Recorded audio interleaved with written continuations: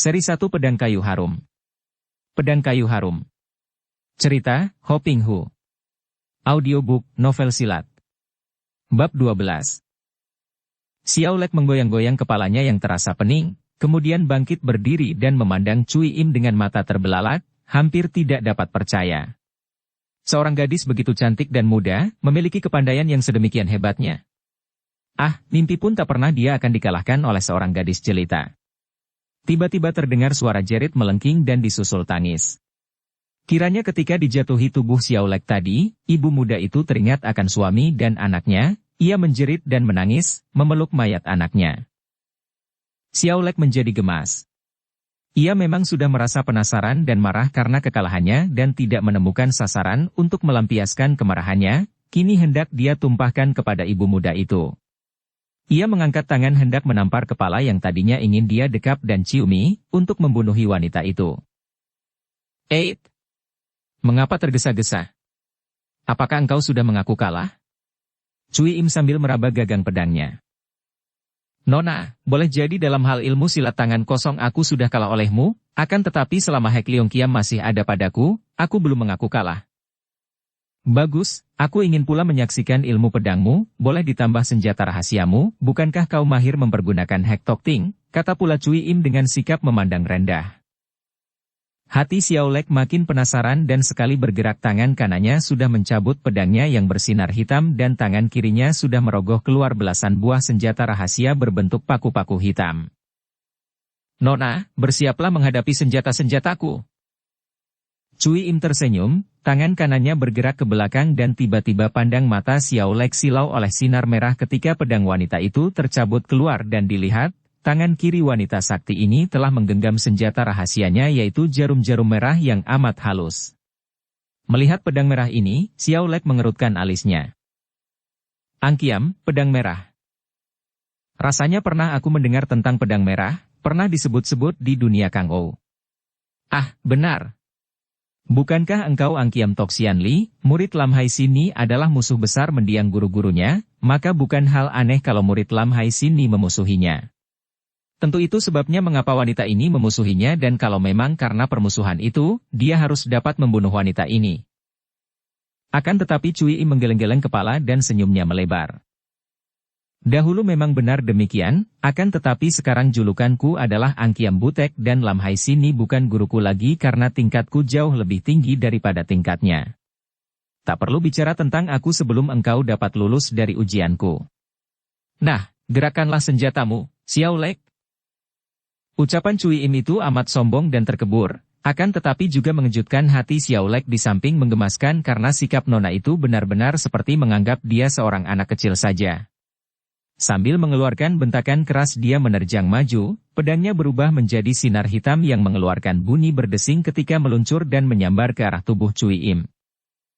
Namun wanita ini dengan gerakan seenaknya mengangkat pedangnya, memutarnya dan tampaklah sinar seperti payung menangkis sinar hitam itu sehingga tampak bunga-bunga api diiringi suara berdencing nyaring dan sinar hitam terpental ke belakang. Xiao Lek merasa betapa tangannya kesemutan dan dia menjadi penasaran, menyerang dengan dahsyat sekali mengeluarkan seluruh ilmu pedangnya. Dua macam sinar pedang merah dan hitam itu segera saling libat dan saling himpit, membentuk lingkaran-lingkaran menyilaukan mata. Dua orang yang lihai ini bertanding pedang tanpa bicara, hanya terdengar dentingan-dentingan senjata mereka seolah-olah menjadi musik yang mengiring tangisan ibu muda yang tidak memperdulikan pertandingan itu karena seluruh perhatiannya tertuju kepada mayat-mayat suami dan anaknya. Trang! Cering! Suara bertemunya pedang lalu saling tempel dan saling ditarik itu disusul keluhan Xiao Lek yang mencelat mundur dengan baju bagian depan robek lebar. Mukanya pucat sekali dan tangan kirinya bergerak. Serat-serat-serat. Sinar-sinar hitam menyambar ke depan dan tahu-tahu ada 9 batang paku menyambar ke arah 9 bagian tubuh depan Cui Im. Nona ini tersenyum saja, hanya menggerakkan pedang ke depan muka untuk menyampok runtuh 3 batang paku yang menyerang sepasang mata dan dahinya, adapun 6 batang paku lainnya yang menyerangnya dari dada ke bawah, ia diamkan saja. Tadi disuruh menuruti kata-katanya, kini berubah menjadi mentaati segala perintahnya. Baik, saya akan taat. Kalau begitu, mengapa engkau belum juga turun tangan memenuhi janjimu? Engkau telah kalah, Xiao tuako, apakahnya pada diri wanita ini yang membuatmu tergila-gila tadi? Xiao Lek menoleh ke arah ibu muda yang masih terisak-isak menangis. Ia menggerakkan tangan, pedangnya berubah menjadi sinar hitam menyambar ke depan. Ibu muda itu menjerit, darah memancar keluar dari sepasang buah dadanya yang terbelah, ia roboh menindih mayat anaknya dan tewas dalam genangan darahnya sendiri. Hihihi, bagus sekali, engkau memenuhi janjimu, Xiao tuako. Engkau ternyata seorang laki-laki sejati. Xiao Lek menyimpan pedangnya dan memandang Cui Im dengan mulut tersenyum dan pandang mata memikat. Tentu saja aku seorang laki-laki sejati, cukup jantan untuk menandingimu dalam apapun juga, Nona. Akan tetapi bukankah kini tiba waktunya bagimu untuk memperkenalkan diri? Julukanmu Angkiam Butek, dan memang pedang merahmu sukar dicari bandingnya, akan tetapi siapakah namamu, Nona? Cui Im tersenyum. Belum waktunya engkau mengenal namaku. Ilmu kepandaianmu cukup bagiku, cukup memenuhi syarat, akan tetapi apakah engkau benar seorang jantan dalam hal lain, masih harus kuselidiki dan kuuji lebih dulu. Maksudmu? Xiao Lek membelalakan matanya melihat betapa wanita cantik itu dengan gerakan genit menarik mulai menanggalkan pakaiannya sendiri. Selama petualangannya baru satu kali. Inilah Xiao Lek mengalami hal yang luar biasa ini, akan tetapi sama sekali bukanlah hal yang tidak menyenangkan hatinya. Ia pun bersiap-siap, namun sambil melirik ke arah 3 mayat keluarga yang dibunuhnya itu, tak urung mulutnya berbisik. Di sini. Mengapa? Engkau ngeri? Cui Im bertanya tertawa, lalu melangkah maju menghampiri pembaringan, kaki kanannya yang sudah tak tertutup lagi digerakkan ke atas, ibu jari kakinya bergerak-gerak dibantu jari-jari yang lain yang menjambak rambut kepala suami ibu muda dan melontarkan mayat itu dari atas dipan yang masih bernoda darah. Aku? Ngeri? Ah, Dewi cantik jelita, bersamamu aku akan sanggup menikmati tempat yang bagaimana buruk pun, berubah menjadi sorga. Xiao Lek menubruk dan merangkul, disambut Cui Im yang tertawa-tawa. Iblis sendiri akan merasa ngeri dan muak menyaksikan sepasang manusia luar biasa ini, yang memiliki kekejaman tidak lumrah, keji dan jahat tiada taranya. Dan sekali ini Cui Im merasa benar-benar bertemu tanding yang amat menyenangkan dan memuaskan hatinya. Ternyata dalam segala hal, Xiao Lek benar-benar merupakan seorang laki-laki yang cukup boleh diandalkan, dapat menjadi seorang pembantu yang setia, seorang pengawal yang cukup lihai, dan seorang kekasih yang tidak mengecewakan hatinya. Sementara itu, Xiao Lek diam-diam merasa kagum, akan tetapi juga penasaran, ia merasa betapa di dalam segala hal, dia selalu kalah oleh Cui Im. Dalam ilmu silat, dalam ginkang dan sinkang dalam kepandaian merayu dan bercinta. Kekalahan-kekalahan ini membuat dia penasaran. Masa dia, Kim Lian Jaehuaong Xiao Lek yang belum pernah bertemu tanding dalam segala hal, kini harus tunduk dan taat akan segala perintah seorang gadis muda? Betapapun menyenangkan wanita ini, aku harus dapat menundukkan wanita ini, kalau tidak, akan rendah dan hinalah namamu, demikian dia berpikir. Menjelang pagi, ketika dia yang berpura-pura tidur itu mendengar pernapasan yang halus dan tenang dari Cui Im dan menganggap wanita itu sudah tidur nyenyak, Xiao Lek perlahan-lahan mengangkat kepalanya. Sinar lilin yang sudah remang-remang itu menerangi wajah yang cantik. Sungguh seorang wanita pilihan, pikirnya. Betapapun juga, aku harus memaksa dia menjadi pembantuku, bukan aku menjadi pembantunya, demikian Xiao Lek mengambil keputusan. Cepat tangannya bergerak, hendak menotok pundak yang telanjang itu untuk membuat tubuh Cui Im lemas dan tidak berdaya.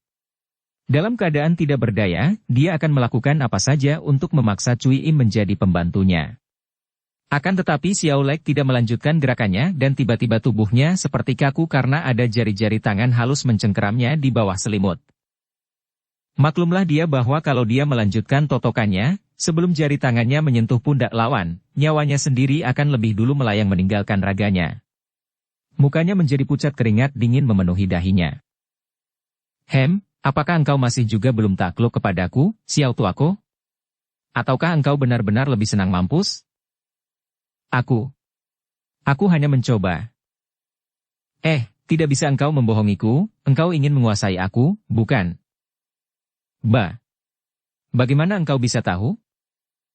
Hihihihi, aku tahu bahwa engkau tadi masih penasaran, belum tunduk kepadaku. Dalam hal kecurangan dan tipu muslihat, engkau pun takkan menang dariku, tuako. Akulah jago wanita nomor satu di dunia ini dan sebagai pembantuku, engkau tidak akan menjadi rendah, bahkan namamu akan meningkat. Nah, bagaimana sekarang? Engkau tahu bahwa dengan tidak membunuhmu saat ini berarti aku sayang kepadamu, akan tetapi lain kali, sekali saja engkau berani main-main aku pasti akan membunuhmu. Xiao Lek menghela napas, bukan karena menyesal, melainkan karena kagum sekali. Ia merangkul dan mencium dan saat itu pula Cui Im sudah yakin benar bahwa ia berhasil menundukkan pria ini. Ia memilih sendiri pembantu-pembantunya, menunjuk orang-orang yang cakap, mengangkat menteri-menteri dan penggawa-penggawa, bahkan tidak hanya sampai di situ perubahan yang dilakukannya. Ia merasa khawatir bahwa kalau dia melanjutkan pemerintahan berpusat di Istana Lama, tentu para pembantunya itu lambat laun akan terpengaruh pula oleh kaum penjilat. Maka dia mengambil keputusan yang amat penting dan bersejarah, yaitu dia memindahkan ibu kota atau kota raja dari selatan ke utara yaitu dari Nanking ke Peking. Mulailah kaisar yang baru ini membangun di Peking dan mulailah tercipta bangunan-bangunan yang amat indah dan penuh dengan daya seni yang mengagumkan. Istana yang besar-besar, megah dan indah dibangun oleh tenaga-tenaga ahli yang didatangkan dari segenap penjuru negeri. Sedemikian hebatnya pembangunan di kota raja kerajaan Bengtiao ini sehingga tercatat dalam sejarah bahwa pada masa itu, kota raja Peking menjadi kota yang gilang gemilang, yang tidak ada taranya dalam keindahannya di seluruh dunia dan yang mengagumkan setiap orang musafir datang dari segala penjuru dunia. Bukan hanya istana-istana besar dan megah di kota raja yang dibangun oleh kaisar baru ini, melainkan juga pekerjaan-pekerjaan besar yang lain dimulai. Tembok besar Ban Li Tianxia yang panjangnya lebih dari 2000 li itu, bangunan ajaib yang dibangun untuk menjadi benteng pertahanan Tiongkok dan melindungi pedalaman dari serbuan suku-suku asing di utara, yang dimulai pembangunannya pada abad kedua sebelum Tarikh Masehi, kini disusul lagi, diperbaiki dan diperkuat. Bukan hanya tembok besar ini saja, juga terusan yang menghubungkan sungai Yang Cekiang dan sungai Huangho, yang penggaliannya dimulai pada zaman penjajah Mongol, kini dilanjutkan, diperbaiki dan diperlebar. Setelah perang saudara berhenti, mulailah rakyat sibuk membangun kembali di bawah pimpinan Kaisar Yongle yang ternyata tidak hanya pandai memimpin bala tentara, akan tetapi pandai pula membangun negara. Pada zaman Kaisar inilah kebudayaan dan kesenian berkembang luas dan mulai zaman itu pula lah pelajaran-pelajaran Nabi Honghucu berkembang, bahkan dicetak menjadi kitab-kitab dan lebih daripada itu pula dijadikan pedoman bagi mereka yang menempuh ujian-ujian negara. Pengetahuan tentang pelajaran-pelajaran filsafat dari Nabi Honghucu ini dijadikan ukuran terpelajar atau tidaknya seseorang, bahkan pengetahuan itu merupakan kunci untuk membuka pintu kedudukan bagi para pelajar. Dibandingkan dengan ajaran yang sudah-sudah, keadaan rakyat mengalami perbaikan setelah Kaisar Yongle memegang kekuasaan. Pemerintah mulai mengatur kehidupan rakyat dan ketentraman mulai terasa di mana-mana. Tentu saja, keadaan pemerintahan yang baik hanya merupakan sebuah di antara syarat-syarat kebahagiaan hidup manusia, bukan merupakan syarat mutlak karena bagi manusia yang belum mengerti, hidup ini merupakan siksa dan derita. Terlampau banyak hal-hal yang mengurangi atau melenyapkan kebahagiaan hidup. Memang jaranglah terdapat manusia yang mengerti akan ujar-ujar kuno yang berbunyi. Siapa mendekati nikmat menjauhi derita ataupun sebaliknya dia takkan dapat merasai bahagia. Demikian pula dengan kehidupan Song bin Siuli si Biao Eng, putri dari Lam Hai Sini. Darah jelita ini semenjak dibebaskan dari kematian oleh ibunya sendiri dan dibawa kembali ke selatan hidup merana dan menderita sengsara dalam batinnya. Apalagi ketika ia mendengar akan lenyapnya Keng Hong yang oleh semua orang dianggap sudah mati ketika para tokoh tidak dapat menemukan pemuda itu di puncak batu pedang. Biao Eng menangis setiap hari, menangisi kematian Keng Hong, satu-satunya pria di dunia ini yang dicintainya. Ih, mengapa engkau begini lemah? Sungguh tidak patut menjadi anakku. Menangis saja kerjanya setiap hari. Sungguh memalukan. Yang tidak ada taranya dalam keindahannya di seluruh dunia dan yang mengagumkan setiap orang musafir datang dari segala penjuru dunia. Berkali-kali Lam Hai Sini memarahi putrinya. Sebenarnya hanya pada lahirnya saja nenek ini marah-marah dan mencela, padahal di dalam hatinya ia merasa berduka, kecewa, menyesal dan marah sekali. Berduka menyaksikan penderitaan batin putrinya yang terkasih. Kecewa mengapa putrinya mewarisi wataknya yang teguh mencinta seorang pria saja dengan kesetiaan cinta kasih yang merugikan diri sendiri. Menyesal mengapa dia tidak menahan dan memaksa Kang Hong ketika bertemu dahulu agar pemuda itu tak pernah berpisah dari puterinya, dan marah kepada Kang Hong juga yang dianggapnya menjadi biang keladi penderitaan batin puterinya. Biao Eng menahan isaknya dan memandang ibunya dengan wajah kurus dan pucat. Matanya yang lebar tampak lebih lebar lagi karena wajahnya kurus, dan sinar matanya suram muram seperti lampu kehabisan minyak. Ibu, salahkah kalau hati ini mencinta Kang Hong? Salahkah kalau hati ini berduka karena kehilangan satu-satunya pria yang kucinta? Aku tidak sengaja, Ibu, aku sama sekali tidak lemah. Hanya, apakah artinya hidup ini kalau Kang Hong tidak berada di sampingku? Kalau dia mati, aku pun ingin mati saja, Ibu. Lam Hai Sini merasa seolah-olah jantungnya ditusuk, dan bulu tengkuknya meremang. Anaknya ini sama sekali tidak lemah, bahkan terlalu keras hati. Kalau saja dia tidak pandai mengemukakan alasan, tentu Biao Eng sudah membunuh diri begitu mendengar bahwa Kang Hong lenyap tak meninggalkan bekas. Anak bodoh. Cinta ya cinta, masa begitu nekat? Ia mengomel, terkenang kepada dirinya sendiri ketika ia tergila-gila kepada si Chun Hong si Raja Pedang. Dia pun dahulu nekat mencinta si Chun Hong semenjak pendekar itu menolongnya dari tangan Go Bi Chit Kui, mencinta dengan nekat dan membuta sehingga ia menyerahkan jiwa raganya, menyerahkan kehormatannya padahal ia tahu manusia dan laki-laki macam apa adanya si Chun Hong. Sesal kemudian tak berguna. Dia mengandung. Si Chun Hong meninggalkannya. Selama hidup dia merana, merindu dan menderita sengsara. Padahal ketika itu ia tidak muda lagi. Begitu kuatnya dia mempertahankan kegadisannya, bahkan pernah ia mengambil keputusan untuk tidak berhubungan dengan pria selama hidupnya. Keputusan yang membuat ia dapat meraih ilmu-ilmu yang tinggi. Akan tetapi akhirnya ia jatuh oleh Sinjiu Kiamong, jatuh sampai ke lubuk hatinya yang mencinta pria itu. Dia menjadi korban cinta kasihnya sendiri. Dan kini putrinya juga mengalami hal yang sama. Biao Eng, biarpun engkau sudah buta oleh cinta, akan tetapi janganlah buta terhadap kenyataan. Siapa bilang bahwa Kang Hong mati? Aku tidak percaya. Bocah seperti setan neraka itu mana bisa mati begitu mudah? Kalau dia mati, mana mayatnya? Jangan engkau bodoh, dia belum mati, percayalah kepadaku. Sinar mata yang layu itu menjadi agak segar kembali. Benarkah, Ibu? Kalau masih hidup, di manakah dia? Siapa tahu kemana larinya bocah setan neraka itu? Akan tetapi jelas dia belum mampus. Kita sendiri sudah mencari sekeliling Kiam Koksan. Kalau dia mampus tentu ada mayatnya, tak mungkin mayatnya lenyap begitu saja. Dia belum mampus dan kalau engkau sekarang mati dan dia muncul, bagaimana? Ah, kuharap dia lekas muncul, Ibu.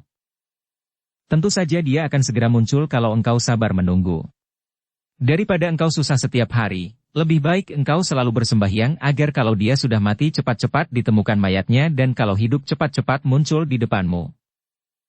Demikianlah, Biao Eng masih hidup, tidak membunuh diri. Akan tetapi dia seperti membunuh diri sekerat demi sekerat, menyiksa tubuhnya sendiri yang menjadi makin kurus dan pucat. Kadang-kadang termenung seperti orang linglung yang membuat dia masih tetap hidup hanyalah harapannya yang tak kunjung padam, seperti ujung hio, dupa, menyala, berkelap-kelip kecil namun tak pernah padam. Dia terus menanti dengan hati penuh rindu. Setiap malam Biao Eng bersembahyang, bahkan kini ia benar-benar berkabung untuk Kang Hong yang dia anggapnya tentu telah mati, akan tetapi karena belum terbukti ia masih selalu menanti kemunculannya. Melihat keadaan putrinya ini, Lam Hai Sini menjadi marah dan juga malu. Ia mengajak putrinya kembali ke pantai selatan dan bersembunyi di pantai yang sunyi dan indah, di mana ia mempunyai sebuah gedung yang mungil, hidup sebagai seorang nenek yang diam-diam menderita batinnya menyaksikan keadaan putrinya. Pernah ia berusaha membujuk putrinya untuk menikah, bahkan memberi kesempatan bagi putrinya untuk memilih pria mana yang disukainya. Pergilah ke kota raja, pilihlah pangeran, atau bangsawan lain, hartawan atau sastrawan yang muda dan tampan. Ataukah engkau lebih suka seorang pemuda ahli silat yang pandai dan gagah perkasa? Pilihlah di dunia Kangou kalau ada yang kau setujui aku yang menanggung bahwa dia akan suka menjadi suamimu. Biar dia seorang pangeran sekalipun, kalau menolak, istananya akan kuhancur leburkan. Demikian nenek yang menjadi tokoh pertama dari butek suku itu membujuk putrinya. Akan tetapi Biao Eng menggeleng kepalanya dan menjawab lirih. Tidak tahukah ibu bahwa aku tidak membutuhkan suami? Aku hanya membutuhkan Keng Hong yang kucinta, membutuhkan kehadirannya. Sudah 5 tahun, namun belum ada berita tentang Keng Hong, entah hidup entah mati.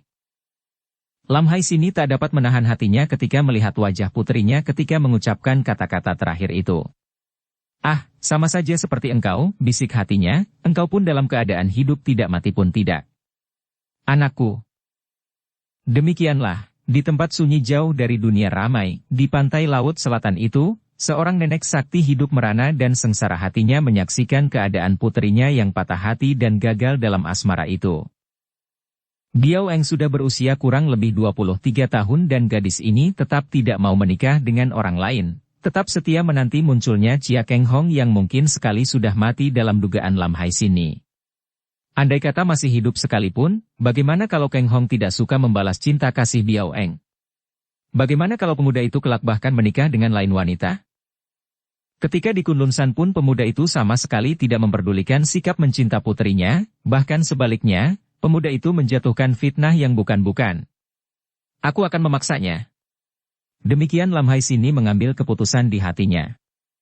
Kalau benar bocah setan itu masih hidup, kelak aku akan menyeretnya ke sini dan akan memaksanya menjadi suami Biao Eng. Biarpun hatinya selalu berduka memikirkan Keng Hong, namun Biao Eng yang semenjak kecil digembleng dengan ilmu-ilmu silat tinggi itu tidak pernah melalaikan latihannya. Selama bersunyi diri bersama ibunya di pantai selatan setiap hari gadis ini melatih ilmu silatnya dan kepahitan hidup membuat ilmunya menjadi lebih matang lagi, pandangannya terhadap ilmu yang dimilikinya lebih mendalam sehingga ia dapat menyempurnakan gerakan-gerakannya dan memperkuat sinkangnya. Pada suatu hari, pagi-pagi sekali Lam Hai Sini sudah pergi meninggalkan Biao Eng seperti biasa untuk berjalan-jalan sepanjang pantai. Nenek ini sudah amat tua dan kepahitan hidup akibat kekecewaannya melihat putrinya membuat ia seperti pikun dan kadang-kadang tidak peduli, berjalan-jalan setengah hari di sepanjang pantai, membiarkan ombak laut membasahi pakaiannya, atau kemudian ia duduk bersila di atas batu karang yang jauh dari tempat itu, seolah-olah tubuhnya telah berubah menjadi batu karang sendiri. Biao Eng melatih ilmu silatnya di tepi pantai, di bawah sinar matahari yang baru saja muncul dari permukaan laut sebelah timur. Tubuh gadis yang berusia 23 tahun ini masih kurus, akan tetapi mukanya tidak pucat lagi, karena latihan-latihan setiap hari membuat ia sebetulnya amat sehat badannya. Mukanya kelihatan segar, akan tetapi sinar matanya sayu dan muram seolah-olah dalam hidupnya tidak ada kegembiraan lagi. Asyik sekali Biao Eng berlatih silat dengan senjatanya yang istimewa, yaitu sabuk sutera putih. Gerakannya kelihatan lambat namun sabuk sutra itu seolah-olah berubah menjadi seekor naga putih yang bermain-main dengan ombak. Amat indah tampaknya, seolah-olah gadis itu seorang dewi lautan yang sedang menari-nari. Namun sesungguhnya di dalam keindahan, tarian, ini tersembunyi tenaga sinkang yang menyambar-nyambar dahsyat, dan sabuk sutra itu sendiri merupakan jangkauan tangan-tangan maut yang mengerikan. Saking tekun dan asyiknya, Biao Eng yang biasanya amat waspada itu kini tidak tahu bahwa ada dua pasang mata semenjak tadi memandangnya. Dua pasang dari dua orang yang menghampiri tempat itu dan bersembunyi di balik batu karang. Dua orang itu bukan lain adalah Ang Kiam Butek Be Cui Im dan Kim Lian Jae Hua Ong Xiao Lek.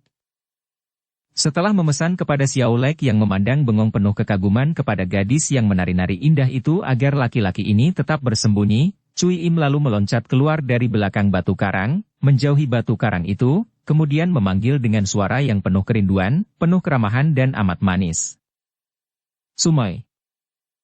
Dengan sikap tenang Biao Eng menghentikan silatnya dan menengok. Sebelum menengok ia sudah mengenal suara sucinya, maka begitu melihat sucinya berdiri tak jauh dari situ. Pertama-tama yang membuatnya terheran-heran adalah kenyataan bahwa dia sama sekali tidak tahu dan tidak mendengar akan kedatangan sucinya sampai begitu dekat. Sudah sedemikian jauhkah kemajuan sucinya ataukah dia yang kehilangan kewaspadaannya? Suci, kemana saja engkau selama bertahun-tahun ini? Ia menegur, suaranya juga mengandung kegembiraan karena betapapun juga, Cui Im selain menjadi sucinya, juga menjadi teman bermain semenjak kecil sehingga di antara mereka ada perasaan kasih sayang seperti kakak dan adik. Sumoy, betapa rinduku kepadamu, Sumoy. Cui Im lari menghampiri adik seperguruan ini dan Biao Eng melihat bahwa ketika berlari, gerakan Cui Im sama seperti dulu, tidak kelihatan ada kemajuan. Hal ini memang karena kecerdikan Cui Im yang pada saat itu ingin menyembunyikan kepandaiannya dari Sumoynya. Mereka berangkulan sejenak, dan sesungguhnya lah bahwa pada detik itu, tidak hanya di hati Biao Eng, juga di hati Cui Im terdapat keharuan dan kegirangan yang sejujurnya. Namun hanya beberapa detik saja bagi Cui Im karena ia segera dikuasai kembali oleh nafsu-nafsunya dan apa yang ia lakukan kembali menjadi palsu ketika ia melepaskan rangkulan dan berkata, "Sumoy, bertahun-tahun kita tidak saling berjumpa. Di manakah Subo? Aku tidak melihat beliau. Ibu setiap hari berjalan-jalan mencari angin di sepanjang pantai. Suci, selama ini engkau kemana sajakah? Dan kini tiba-tiba engkau muncul di sini, apakah ada keperluan penting?" Cui Im tersenyum dan memandang wajah Sumoynya yang kurus. Di dalam lubuk hatinya ia tertawa, mentertawakan Sumoynya itu karena ia dapat menduga mengapa Sumoynya begini kurus. Akan tetapi senyum yang membayang di bibirnya adalah senyum ramah dan manis. "Sumoy, aku datang karena amat rindu kepada Subo, dan terutama sekali kepadamu. Kulihat engkau makin hebat saja ilmu silatmu, aku melihat engkau berlatih dari jauh tadi. Sumoy, tentu engkau sudah mewarisi ilmu simpanan Subo, bukan?" "Ilmu simpanan yang manakah, Suci?" "Semua ilmu dari ibu telah diturunkan kepada kita berdua, ilmu simpanan apalagi yang belum kita pelajari, Suci. Soalnya hanya bakat dan ketekunan masing-masing yang menentukan kemajuan seseorang." "Ah, adikku yang manis, adikku yang budiman, terhadap sucimu yang amat sayang kepadamu, tegakkah engkau membohong? Yang kumaksudkan adalah ilmu rahasia Subo, Tikai Beng. Tentu engkau sudah mewarisinya, bukan?" Wajah Biao Eng kehilangan kegembiraannya yang tadi timbul melihat munculnya Cui Im. "Ah, itukah? Suci, engkau tentu masih ingat dan mengerti betapa ibu tidak suka kita bicara tentang ilmu itu. Ilmu itu adalah satu-satunya ilmu yang membuat ibu tidak puas karena ibu hanya dapat menguasai kulitnya saja. Karena merasa bahwa ilmu itu sama sekali belum sempurna, maka ibu tidak mengajarkannya kepada kita. Mengapa sekarang engkau menyangka yang bukan-bukan, Suci? Ibu tidak pernah mengajarkan ilmu itu kepadaku." "Hihihihi, Sumoy, aku tidak tahu apakah engkau membohong atau tidak. Akan tetapi aku dapat membuktikan bohong tidaknya omonganmu ini." Mendengar perubahan pada nada suara sucinya, Biao Eng melangkah mundur, memandang tajam dan berkata dengan suara dingin. "Suci, apa yang kau maksudkan?" Biasanya kalau dia sudah mengeluarkan suara dingin seperti itu, Sucinya selalu menjadi takut dan tunduk. Akan tetapi alangkah heran hati Biao Eng ketika melihat Sucinya itu tertawa mengejek dan berkata, "Aku akan menyerangmu sehingga engkau terpaksa mengeluarkan Tikai Beng untuk menyelamatkan dirimu, Sumoy." Biao Eng mengerutkan keningnya. Jangan berbuat yang tidak-tidak, Suci. Aku tidak mempelajari ilmu itu, dan andaikan aku memilikinya pun untuk mengalahkanmu kiranya tidak perlu aku menggunakannya." "Hihihihi, begitukah pendapatmu, Sumoy? Alangkah lucunya. Kau kira aku masih berjuluk Angkiam Tok Sian Li seperti dulu? Mungkin engkau dapat mengalahkan Angkiam Tok Sian Li, akan tetapi mana bisa engkau menang melawan Angkiam Butek? Hihihihi, Butek Sukui sekalipun takkan menang melawanku, apalagi engkau. Lihat seranganku." Tiba-tiba tubuh Cui Im bergerak dan ia sudah mengirim pukulan yang dahsyat sekali ke dada Sumoynya. Melihat gerakan ini, Biao Eng terkejut. Sekelebat saja ia mengerti betapa sucinya telah memperoleh kemajuan yang amat luar biasa. Cepat ia mengelak dengan sebuah loncatan ke belakang. Semenjak dahulu ia dapat mengatasi ginkang sucinya dan mengandalkan ginkang ini saja ia dapat membuat sucinya tak berdaya. Akan tetapi betapa kagetnya ketika tahu-tahu tubuh sucinya sudah berkelebat cepat sekali dan tahu-tahu ia telah diserang lagi sebelum ia sempat menurunkan kedua kakinya, dibarengi dengan suara ketawa mengejek dari mulut Cui Im. "Ai!" Biao Eng terpaksa mengangkat tangan, mengerahkan sinkangnya untuk menangkis. Dahulu, selain menang dalam hal ginkang, juga sinkangnya jauh lebih kuat, maka sekali menangkis, ia mengerahkan sinkang untuk membuat tubuh sucinya terlempar ke belakang. Duh! Dua lengan yang berkulit halus bertemu dan akibatnya bukan tubuh Cui Im yang terlempar, melainkan tubuh Biao Eng yang terguling roboh didahului teriakan kagetnya. Biao Eng yang merasa betapa tubuhnya terdorong tenaga mujizat dan lengannya seperti lumpuh, bergulingan dan terus meloncat bangun, memandang sucinya yang berdiri tertawa-tawa memandangnya. Hihihihi, Sumoy, apakah engkau tidak cepat-cepat mengeluarkan ilmu Tikai Beng untuk mengalahkan aku? Hampir Biao Eng tak dapat percaya kalau tidak mengalaminya sendiri. Sucinya ternyata lihai bukan main, tidak saja ginkangnya menjadi luar biasa cepatnya, juga ilmu silatnya aneh dan tenaga sinkangnya amat kuat. Mengertilah ia bahkan selama 5 tahun tidak muncul ini, sucinya yang telah mempelajari ilmu-ilmu lain yang amat hebat. Dengan kemarahan Biao Eng lalu melolos sabuk sutranya, sabuk sutra putih yang dahulu amat ditakuti Cui Im karena gadis itu tak pernah dapat mengatasi sabuk sumoynya ini dalam latihan-latihan mereka. Akan tetapi kini Cui Im sama sekali tidak gentar melihat sabuk itu, malah tertawa mengejek. Sabuk sutramu itu hanya patut untuk dipakai menari, Sumoy, tiada gunanya kau pakai melawan aku. Kalau Tikai Beng, barulah mungkin dapat kau pergunakan untuk melawanku. Suci, engkau jahat sekali. Percayalah, aku tidak memiliki ilmu itu dan buang jauh-jauh pikiranmu yang bukan-bukan itu sebelum aku atau ibuku turun tangan menghajarmu. Hihihihi, engkau hendak menghajarku. Lucu sekali. Sedangkan ibumu sekalipun tak mungkin dapat mengganggu selembar rambutku. Durhaka. Biao Eng membentak dan sabuk sutranya sudah berkelebatan dan menyambar, menotok ke arah leher Cui Im. Namun gadis ini dengan mudahnya menyampok ujung sabuk itu dengan lengannya. Ketika Biao Eng menggetarkan ujung sabuk untuk menangkap pergelangan tangan sucinya deringan belitan, ia terkejut sekali karena tiba-tiba ujung sabuknya itu terpental begitu bertemu dengan lengan Cui Im. Ia maklum bahwa sekali ini ia tidak boleh main-main, apalagi ketika Cui Im membalas dengan pukulan maut pada lambungnya.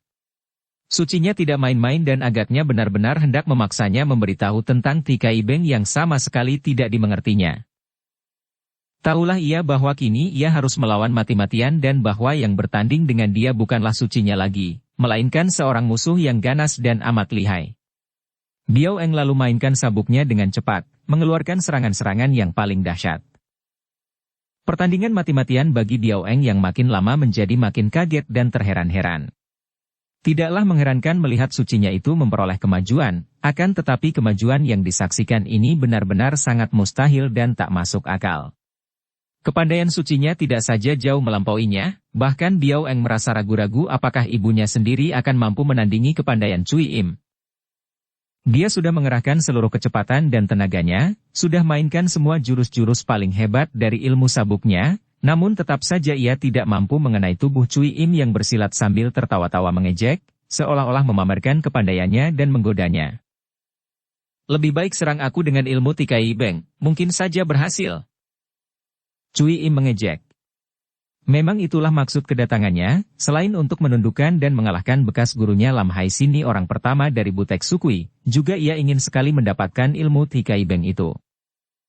Segala ilmu silat di dunia ini tidak ia takuti setelah ia mewarisi ilmu-ilmu mujizat dari pusaka peninggalan Shinjiu Qiamong, akan tetapi karena di dalam kitab-kitab itu ia tidak menemukan ilmu Tikai Beng dan melihat betapa dahsyatnya ilmu yang dimiliki Kang Hong dan juga oleh Lam Hai Sini, ia merasa gentar sebelum dapat memiliki ilmu dahsyat itu. Andai kata Biao Eng memiliki ilmu itu, tanpa diminta sekalipun tentu ia akan mempergunakannya terhadap lawan yang amat tangguh itu. Akan tetapi ia sesungguhnya tidak pernah mempelajari ilmu ini, maka kini sambil menggigit bibir saking penasaran, Biao Eng menyerang terus dengan sabuk sutranya, mengambil keputusan untuk mengadu nyawa nekat.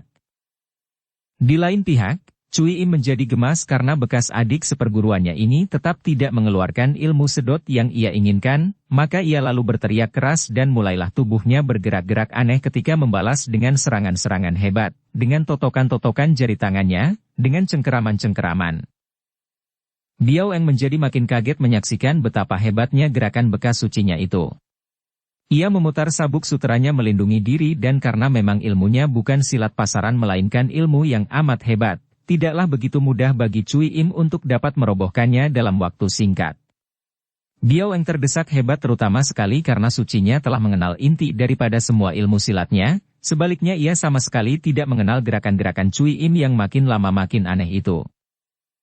Tiba-tiba ketika untuk kesekian kalinya Biao Eng menggerakkan pergelangan tangannya, membuat sabuk sutranya meluncur seperti seekor naga mematuk ke depan, ke arah leher Cui Im, bekas sucinya ini mengeluarkan pekik melengking dan tiba-tiba saja rambut yang panjang hitam di kepala Cui Im meluncur pula ke depan dan menangkis sabuk sutera.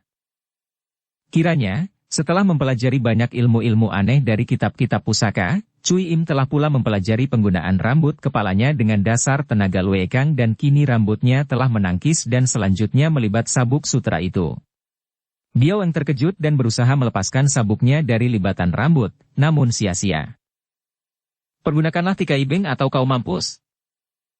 Cui Im berkata dan tangannya kini bergerak dengan jari-jari tangan lurus menusuk leher Biao Eng dengan kecepatan yang amat luar biasa sehingga takkan mungkin dapat ditangkis atau dielakkan lagi. Dan memang, andai kata Biao Eng memiliki ilmu sedot itu, tidak ada lain jalan untuk menyelamatkan nyawanya kecuali menerima tusukan ini dengan mengandalkan ilmu sedotnya. Akan tetapi, karena memang Biao Eng tidak memiliki ilmu itu, gadis ini yang maklum bahwa nyawanya terancam bahaya, cepat melepaskan sabuknya dan membuang diri ke samping untuk menghindarkan diri. Namun gerakannya kalah cepat dan biarpun ia dapat menyelamatkan lehernya, ia tidak mungkin lagi menyelamatkan pundaknya yang kena dihajar sehingga terdengar suara, krek, dan tulang pundaknya yang kiri patah, tubuhnya terlempar dan roboh. Menyebalkan. Kiranya kau benar-benar tidak mempelajari Tikai Beng, kata Cui Im sambil melangkah maju mendekati sumoinya yang rebah miring dan menggigit bibir menahan sakit itu. Ataukah engkau agaknya sengaja menyembunyikannya karena melihat bahwa engkau tidak mampu mengalahkan aku, biarpun dengan Tikai Beng sekalipun? Kalau begitu, engkau tetap keras kepala, Sumai. Sambil menahan rasa nyeri pada pundaknya, Biao Eng bangkit duduk dan menggunakan jari tangan kanan untuk menotok pundak dan iga kirinya sendiri agar dapat mengurangi rasa nyeri, kemudian memandang sucinya penuh rasa kagum ketika bicara. Engkau hebat sekali, Suci. Benar-benar aku merasa kagum bukan main. Kepandaianmu luar biasa dan aku benar-benar mengaku kalah sekarang. Ibu sendiri tentu akan menjadi kagum sekali. Suci, siapakah gurumu yang tentu luar biasa sekali ilmu kepandaiannya? Dan sekarang setelah memiliki ilmu kepandaian tinggi, mengapa Suci datang hendak memusuhi ibu dan aku? Wajah Cui Im kini menjadi bengis sekali. Biao Eng, bukalah telinga dan matamu baik-baik. Kenalilah ini Be Cui Im yang berjuluk Angkia Butek. Baru tangan kosongku saja mampu mengalahkan sabuk suteramu, apalagi pedang merahku. Kau mau tahu mengapa aku memusuhi ibumu? Bukan lain karena aku harus mengalahkan Butek Sukui dan mereka tidak berhak lagi memakai julukan Butek, tanpa tanding, karena akulah satu-satunya Butek di dunia ini. Suci, tidak ingatkah engkau bahwa ibu adalah gurumu yang mendidikmu sejak kecil? Ibu sudah tua, kalau kita beritahu tentu tanpa bertanding pun dia akan sudi mengalah kepadamu dan memberikan julukan kosong itu kepadamu. Kalau dia mengalah berarti julukan itu benar kosong. Tidak, dia harus bertanding melawan aku, ingin aku merasai Tikai Beng yang tersohor itu. Kecuali kalau dia mau memberikan ilmu itu kepadaku, akan kupikir-pikir untuk mengampuni nyawa anjingnya. Cui Im. Biao Eng berseru keras, membentak dengan marah.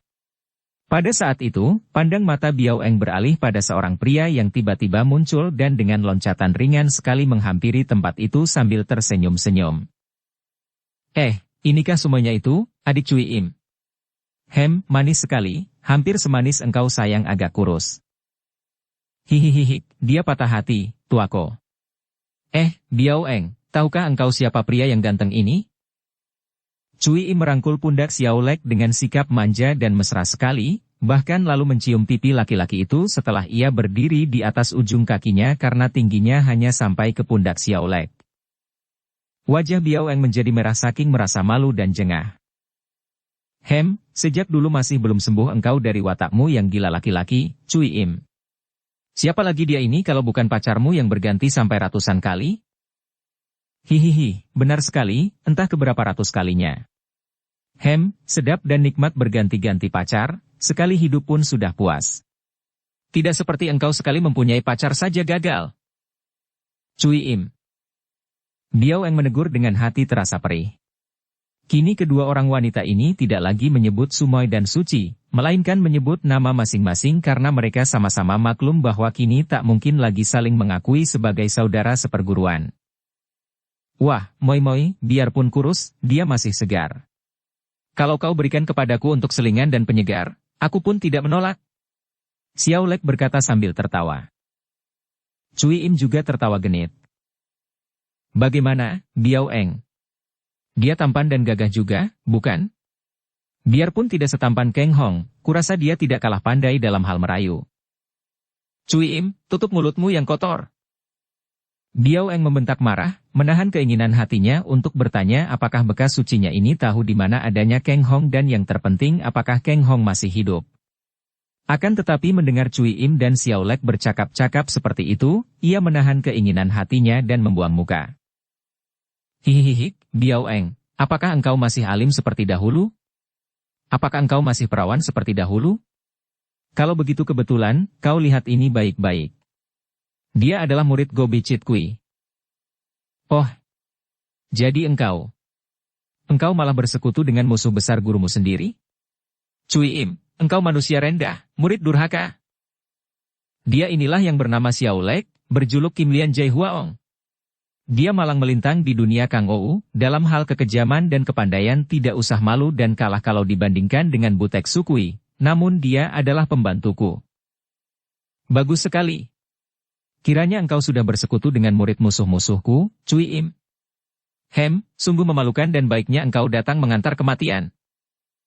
Suara ini keluar dari mulut Lam Hai Sini dan diam-diam Cui Im harus mengakui bahwa biarpun sudah tua bekas gurunya ini memiliki ginkang yang luar biasa sehingga kedatangannya tidak ia ketahui. Ia cepat membalikkan tubuhnya dan menekan perasaan hatinya yang berguncang. Biarpun ia telah merasa yakin akan kepandaiannya, namun menghadapi nenek bekas gurunya yang menjadi tokoh nomor satu dari Butek Sukui, hati Cui Im gentar juga. Akan tetapi selain merasa yakin akan kemampuannya sendiri, hatinya juga besar karena di situ ada Xiao Lek yang tentu akan membantunya, maka ia berkata dengan nada suara dingin. Lam Hai Sini, aku datang bukan sebagai muridmu lagi, melainkan sebagai penantangmu. Aku adalah Angkiam Butek Be Cui Im, satu-satunya jago wanita tanpa tanding yang akan menjadi ratu di antara golongan hitam. Cui Im, apakah engkau sudah menjadi gila? Ibu, jangan lawan dia. Kalau dia menghendaki julukan kosong sebagai butek, serahkanlah saja. Lam Hai Sini mengerutkan alisnya yang sudah putih lalu memandang putrinya. Sekali pandang saja maklumlah nenek ini bahwa putrinya terluka pundaknya, maka ia berkata. Engkau kalah oleh dia dan murid Go Bichit Kui itu, Enji? Kalah karena dikeroyok tidak mengherankan. Tidak, Ibu. Dia. Cui Im, sekarang lihai bukan main. Wajah nenek itu tampak tercengang. Dia merasa heran mendengar ini. Benarkah putrinya dikalahkan oleh Cui Im? Hampir ia tidak dapat percaya karena dahulu tingkat kepandaian Cui Im jauh di bawah tingkat Biao Eng. Dan selama ini putrinya itu setiap hari berlatih sehingga tingkatnya telah mencapai kemajuan pesat sekali. Mungkinkah Cui Im sudah sedemikian lihainya sehingga mampu mengalahkan putrinya? Benarkah tidak dibantu oleh murid Go Bichit Kui itu? Kini ia memandang bekas muridnya itu tajam-tajam lalu berkata. Cui Im, terus terang saja. Apa maksud kedatanganmu ini? Lam Hai Sini, sudah kukatakan bahwa aku hendak menjaga dunia Kang Ou dan aku datang untuk menantangmu mengadu kepandaian. Hanya ada akibat dari pertandingan antara kita, yaitu engkau tewas di tanganku atau engkau dapat kuperingan dan tidak akan kubunuh akan tetapi engkau harus memenuhi permintaanku. Biarpun ia sudah tua dan sudah pandai menguasai perasaannya, namun mendengar ucapan bekas muridnya ini, Lam Hai Sini merasa betapa dadanya seperti akan meledak saking marahnya. Dengan kekuatan batinnya saja ia masih mampu mengendalikan dirinya dan suaranya amat dingin ketika bertanya. Be Cui Im, permintaan apakah itu? Sambil mempermainkan mata dan bibirnya dengan sikap mengejek sekali Cui Im menjawab.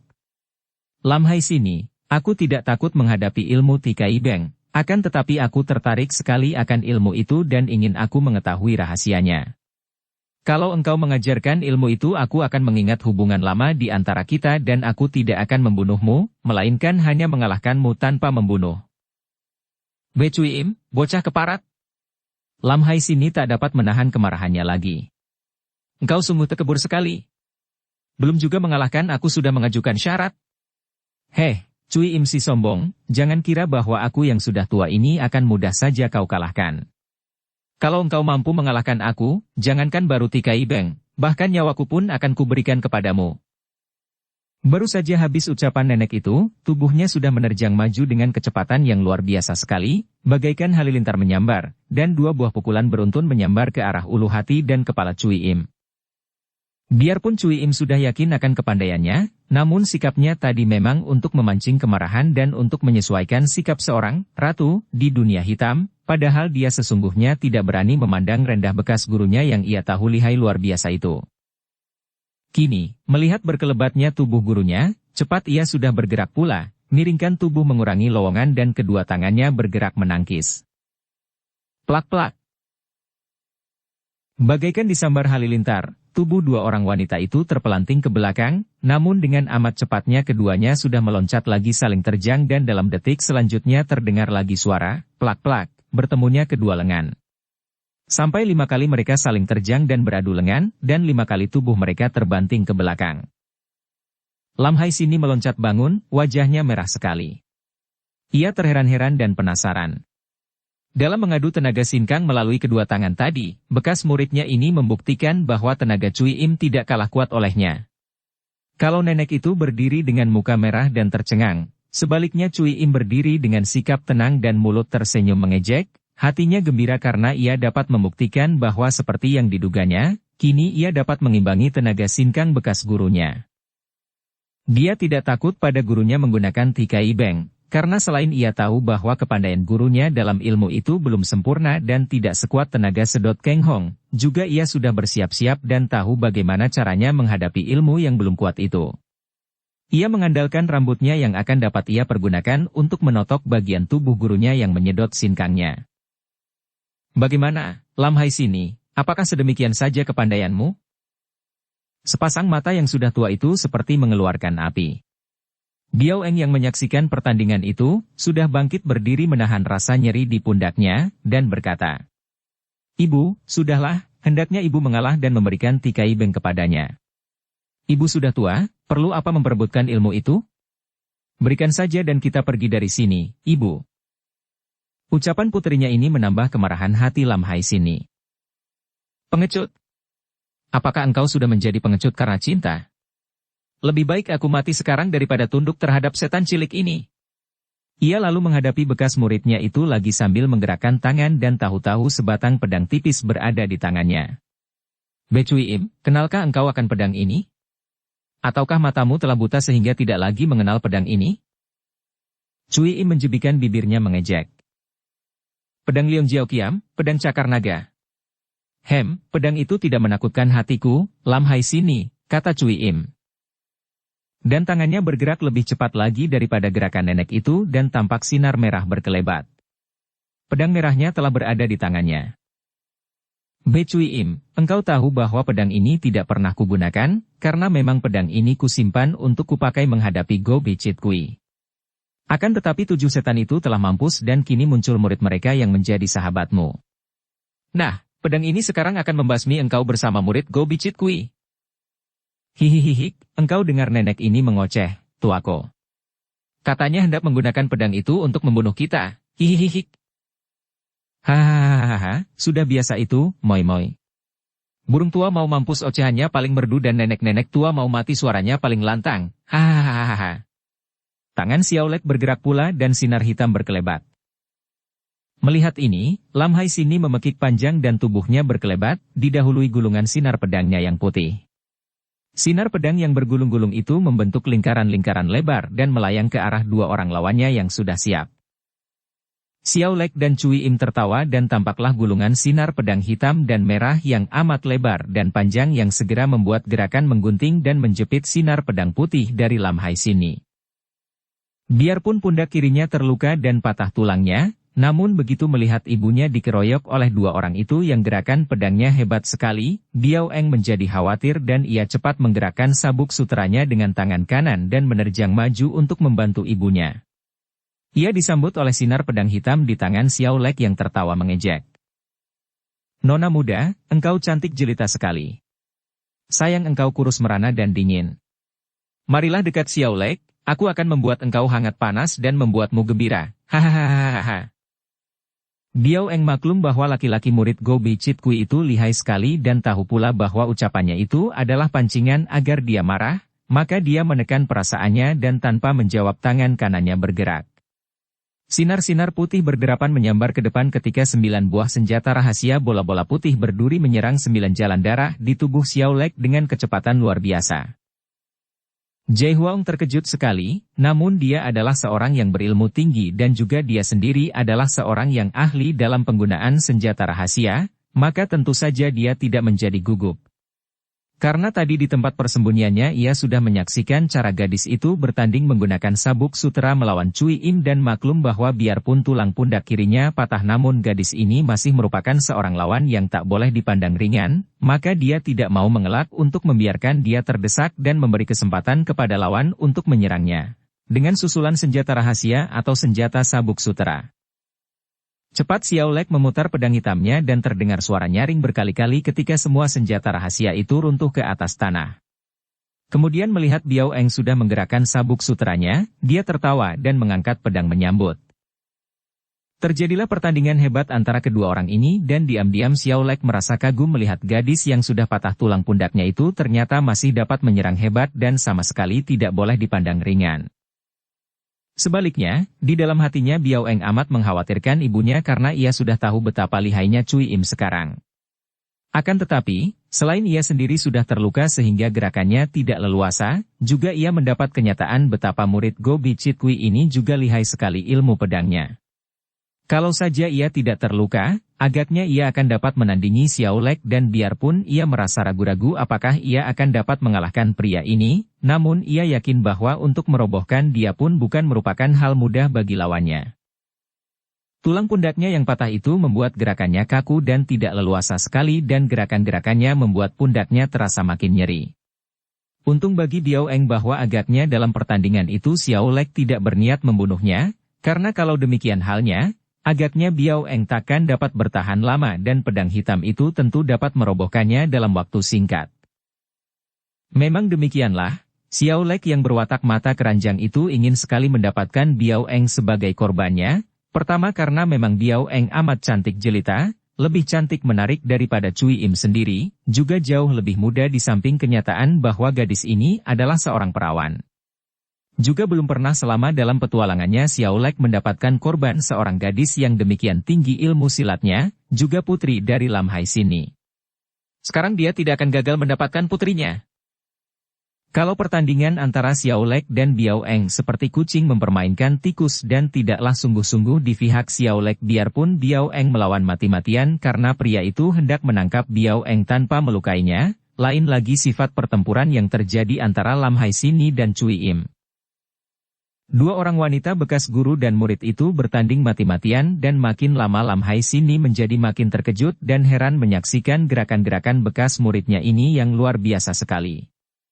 Ilmu pedang yang dimainkan Cui Im dengan pedang merah itu amat dahsyat dan aneh, mengingatkan ia akan ilmu pedang Xinjiu Kiam Ong. Adapun Ginkang, ilmu meringankan tubuh, dan Sinkang gadis ini pun memperoleh kemajuan yang menakjubkan, bahkan sukar dapat dipercaya.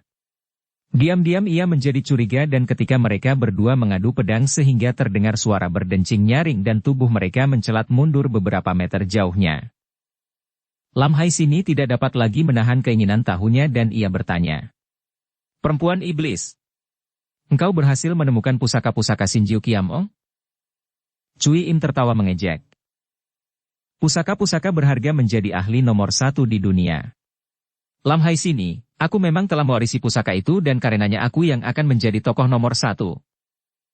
Biao Eng yang sedang didesak oleh cengkeraman-cengkeraman tangan kiri Xiao Lek sedangkan sabuk suteranya selalu ditahan oleh pedang hitam. Dengan mata bersinar-sinar ia meloncat mundur menjauhi Xiao Lek dan membalikkan tubuh menghadapi Cui Im sambil bertanya. Cui Im, kalau begitu engkau bertemu dengan Kang Hong. Di mana dia? Hihihi, engkau mau bertemu dengan Kang Hong. Harus kau cari di dasar neraka. Cui Im. Dia. Wajah Biao Eng menjadi pucat sekali dan kata-kata, mati, yang hendak ia tanyakan hanya terbisikkan di dalam hatinya saja. Cui Im, engkau harus mampus. Lam Hai Sini membentak marah karena keterangan Cui Im tentang Kang Hong itu tentu akan menimbulkan malapetaka bagi puterinya. Ia menyerang dengan hebat sambil meloncat ke depan, pedangnya berubah menjadi sinar putih yang panjang. Terang-terang cering. Bunga api berpijar dan kembali sinar putih dan merah dari pedang kedua orang wanita itu sudah saling serang lagi dengan seru dan mati-matian. Sungguh pun kini Lam Hai Sini tidak lagi merasa heran menyaksikan kehebatan ilmu kepandaian Cui Im. Bahkan mulai merasa ragu-ragu apakah ia akan mampu mengalahkan bekas muridnya yang telah mewarisi pusaka peninggalan Sinjiu Kiam Ong, kekasihnya juga ayah kandung Biao Eng itu. Adapun Biao Eng yang mendengar ucapan Cui Im tadi, seperti linglung dan berdiri bengong memandang bekas sucinya yang telah bertanding hebat melawan ibunya itu. Kalau mau mencari Kang Hong ke dasar neraka? Apakah artinya itu? Apakah Kang Hong telah mati? Xiao Lek yang melihat betapa Biao Eng menjadi seperti kehilangan semangat, seperti telah berubah menjadi arca, tidak mau menyia-nyiakan kesempatan ini dan dia segera menyimpan pedangnya dan menubruk ke arah Biao Eng dari sebelah kiri gadis itu. Sebagai seorang gadis yang semenjak kecil digembleng ilmu silat tinggi dan telah memiliki gerakan otomatis melindungi tubuhnya dari setiap serangan yang datang mengancam, biarpun dia sedang terlena dalam lamunan duka, Biao Eng merasai serangan ini dan otomatis lengan kirinya bergerak memukul ke arah bayangan yang menubruknya dari kiri. Akan tetapi keluhan lirih terdengar dari mulut gadis ini ketika pundaknya terasa nyeri sekali oleh gerakannya sendiri. Dia lupa akan tulang pundak kirinya yang patah, maka cepat ia memutar tubuh hendak menghadapi terjangan lawan dengan tangan kanan. Namun terlambat karena Xiao Lek cepat meringkusnya, dan 2 kali menotok jalan darah di punggung dan pundaknya membuat Biao Eng terguling roboh dengan tubuh lemas. Keparat jahanam! Jangan mengganggu putriku! Lam Hai Sini melengking nyaring dan saking marahnya melihat putrinya dirobohkan, gerakan pedangnya menjadi ganas sekali. Tidaklah percuma nenek ini menjago di antara datuk-datuk hitam karena memang kepandaiannya hebat sekali.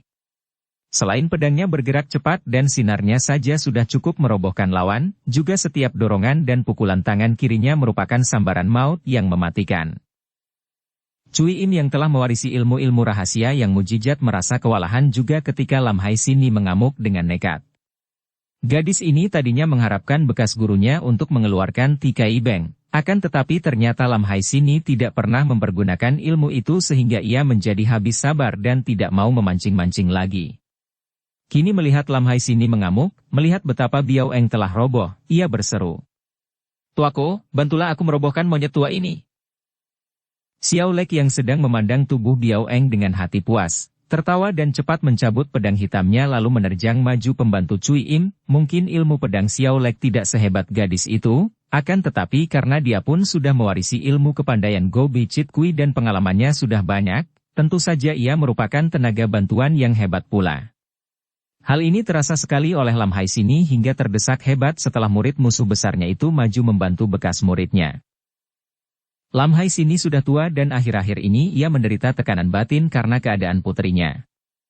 Hal ini membuat tubuhnya menjadi lemah dan seringkali ia merasa jemu akan penghidupannya dan bertahun-tahun ia tidak pernah berlatih ilmu silat lagi. Kini ia harus menghadapi pengeroyokan 2 orang muda yang memiliki kepandaian hebat. Tentu saja ia menjadi repot sekali dan biarpun ia telah mengerahkan seluruh tenaga dan mengeluarkan semua ilmu pedangnya, namun tetap saja ia makin terdesak dan terhimpit, napasnya mulai memburu dan tubuhnya basah oleh keringat. Hihihihi. Lam Hai Sini, belum juga kau keluarkan Tikai Beng. Cui Im mengejek dan pedangnya meluncur seperti kilat menusuk ke arah leher bekas gurunya. Ceringgi. Lam Hai Sini berhasil menangkis akan tetapi ia terhuyung ke belakang dan tangan yang memegang pedang gemetar. Nenek tua, mampuslah. Xiao Lek membacokkan pedang hitamnya dari samping mengarah lambung. Terang. Kembali Lam Hai Sini yang terhuyung-huyung itu berhasil menangkis. Akan tetapi karena keadaan tubuhnya sedang terhuyung, tangkisan ini hampir membuat ia roboh terguling kalau saja ia tidak cepat meloncat dan berjungkir balik. Ia maklum apa yang diinginkan Cui Im yaitu mengeluarkan Tikai Beng. Akan tetapi ia tidak sudi memperlihatkan ilmu itu, apalagi karena ia tahu bahwa ilmu itu tidak akan ada gunanya kalau ia pergunakan terhadap 2 orang muda lihai yang tentu saja sudah mengadakan persiapan lebih dulu ini. Biar sampai mati, dia tidak akan memberikan ilmu Tikai Beng, kalau hal ini yang diinginkan Cui Im. Ia melawan terus, akan tetapi napasnya makin memburu dan pandang matanya mulai berkunang, kepalanya terasa pening. Adapun dua orang muda itu yang melihat keadaan lawan makin lemah, terus mendesaknya. Cui Im mengenal akan kekerasan hati Lam Hai Sini, maka ia tidak dapat mengharapkan akan berhasil membujuk bekas gurunya, dan pedangnya makin ganas saja menyambar-nyambar. Dukung channel Novel Silat dengan subscribe, follow, like, komen dan share. Cui Im, biar aku mengadu nyawa denganmu. Tiba-tiba Lam Hai Sini yang sudah pening dan sudah gelap pandang matanya itu mengeluarkan suara melengking keras dan tubuhnya melayang naik terus meluncur seperti burung Garuda menyambar ke arah Cui Im dengan pedang di depan. Pedang ini menusuk ke arah tubuh bekas muridnya. Inilah jurusnya yang terakhir, jurus terlihai akan tetapi juga merupakan jurus bunuh diri atau mengajak lawan mati bersama. Jurus ini bernama Hui Seng Choan In, bintang terbang menembus awan. Serangan yang dilakukan dengan tubuh melayang dengan luncuran kilat ini takkan dapat ditangkis atau dielakkan lagi oleh lawan, karena tangkisan lawan tentu akan dibarengi dengan pukulan tangan kiri, sedangkan elakan tak mungkin dilakukan karena pedang dapat digerakkan mengejar tubuh lawan. Kalau lawan berkepandaian tinggi, jalan satu-satunya bagi lawan hanya membarengi dengan serangan balasan terhadap tubuh melayang yang tidak memperdulikan akan penjagaan diri melainkan sepenuhnya dicurahkan untuk menyerang itu. Karena sifat jurus ini maka selama hidupnya Lam Hai Sini tidak pernah mempergunakannya, maka kini ia benar-benar menghendaki mati bersama dengan bekas muridnya yang amat dibencinya itu. Cui Im terkejut bukan main. Ia mengenal jurus ini dan tahu pula akan kehebatannya, maka cepat ia berkata kepada Xiao Lek. Tuako, tangkis pedangnya. Xiao Lek tidak mengenal jurus nenek itu, akan tetapi dia tahu bahwa tentu serangan ini hebat sekali, maka dia cepat mentaati perintah Cui Im dan menggerakkan Hek Leong Kiam menangkis sambil mengerahkan tenaganya. Adapun Cui Im yang percaya penuh akan kesetiaan dan bantuan Xiao Lek, cepat menyusup ke bawah dan menggerakkan pedangnya yang berubah menjadi sinar merah menyambar ke arah kedua kaki bekas gurunya. Trang. Des. Cerok. Amat cepat dan hebatnya benturan antara tiga orang itu, disusul teriakan kaget dan sakit dari mulut Xiao Lek yang roboh bergulingan dan rintihan perlahan Lam Hai Sini yang roboh terlentang dengan kedua kaki buntung kena disambar pedang merah Cui Im. Xiao Lek bergulingan dan cepat duduk bersila sambil memejamkan matanya untuk mengatur pernapasan agar luka di dalam tubuhnya tidak terlalu hebat akibat pukulan tangan Lam Hai Sini yang mengenai dadanya itu. Ketika ia tadi menangkis pedang Lam Hai Sini, tangan kiri nenek itu otomatis menghantam dan mengenai dadanya membuat ia terpekik dan roboh bergulingan. Adapun Cui Im yang cerdik sudah menyerang kedua kaki Lam Hai Sini tepat pada saat nenek itu memukul Xiao Lek sehingga ia berhasil membabat kedua kaki bekas gurunya itu sampai buntung sebatas lutut. Tuako, kau tidak apa-apa? Cui Im menghampiri Xiao Lek, meraba punggung sahabatnya itu dan membantu Xiao Lek dengan pengerahan sinkang melalui telapak tangannya. Tak lama kemudian Xiao Lek membuka matanya dan mukanya yang tadi amat pucat menjadi merah kembali, tanda bahwa bahaya telah lewat dan dia tidak terluka hebat. Mereka lalu bangkit berdiri menghampiri Lam Hai Sini yang masih rebah terlentang dengan mata mendelik dan tangan kanan tetap memegang pedang. Darah mengucur keluar seperti pancuran dari kedua kakinya yang buntung. Lam Hai Sini, aku telah merobohkan engkau. Sekarang berikan Tikai Beng kepadaku dan aku akan mengingat hubungan antara kita dan tidak akan membunuhmu. Cui Im berkata dengan suara dingin. Dengan mata mendelik nenek itu memandang Cui Im. Cui Im murid durhaka, manusia berhati iblis. Biar kau bunuh aku, jangan harap engkau akan dapat mempelajari Tikai Beng dariku. Nenek keras kepala. Cui Im berkata gemas. Moi, mengapa bingung? Biar dia melihat aku mempermainkan putrinya, apakah dia masih akan keras kepala atau tidak? Sambil berkata demikian Xiao Lek menghampiri Biao Eng yang masih rebah tak bergerak, lemas karena ditotok jalan darahnya oleh Xiao Lek. Lam Hai Sini memandang dengan muka pucat dan mata terbelalak ke arah putrinya. Ia maklum apa yang akan dilakukan murid Go Bicit Kui itu. Hampir saja ia menyerah, akan tetapi hatinya sendiri yang penuh kekejaman dan kelicikan segera membuat ia berpikir dan berpendapat lain. Kalau dia membuka rahasia Tikai Beng, apakah murid Go Bicit Kui itu akan melepaskan Biao Eng? Tak mungkin. Masa dia begitu bodoh? Dan apakah Cui benar-benar akan mengampuni nyawanya? Hal ini pun meragukan sekali. Lebih baik dia mati dan biarkan Biao Eng dihina dan dicemarkan. Hal itu akan baik sekali malah bagi Biao Eng. Akan mengguncang batin putrinya itu sehingga hatinya dipenuhi dendam, akan menimbulkan kembali semangatnya yang membeku karena cintanya kepada Kang Hong yang terputus. Biarlah. Kelak tentu Biao Eng akan dapat membalaskan kematiannya. Cui Im perempuan rendah dan engkau murid Go Bicitku yang hina. Lakukanlah apa yang kalian kehendaki akan tetapi jangan harap aku akan menyerahkan ilmu Tikai Beng kepada kalian. Cui Im menjadi marah sekali.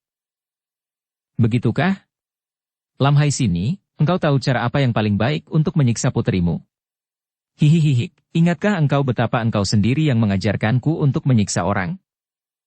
Perempuan keparat, apapun yang kau lakukan, tidak akan menakutkan hatiku, tak usah banyak cerewet lagi. Cui Im menghampiri bekas gurunya itu dan Lam Hai Sini yang kelihatannya sudah lelah sekali itu menggerakkan tangannya dan pedang di tangannya meluncur seperti anak panah ke arah dada Cui Im yang berdiri dalam jarak amat dekat. Aiy! Cui Im menjerit dan cepat membuang diri ke belakang. Ia dapat menyelamatkan nyawanya, akan tetapi pedang itu tetap saja menyerempet pinggul kirinya ketika ia bergerak mengelak tadi sehingga bajunya robek dan juga kulit pinggulnya robek berdarah. Hehehe, apa bedanya hidup dan mati? Selisihnya sedikit sekali. Lam Hai sini tertawa mengejek sambil memandang wajah Cui Im yang pucat sekali. Memang harus diakui bahwa nyaris ia tewas di tangan bekas gurunya itu, ia menerjang ke depan, pedangnya mengeluarkan sinar merah dan kedua lengan Lam Hai sini terlempar, buntung sebatas siku dan darah mengucur keluar. Lam Hai sini sudah buntung kedua kakinya itu secara mengagumkan sekali telah dapat menggerakkan tubuhnya sehingga ia duduk tegak dan meremkan kedua matanya. Darah masih mengucur keluar dengan deras melalui kedua lengannya yang buntung dan hanya menetes-netes saja dari kedua kakinya yang buntung. Tiada keluhan keluar dari mulutnya dan wanita tua ini memejamkan mata dan mukanya tidak membayangkan penderitaan. Ibu!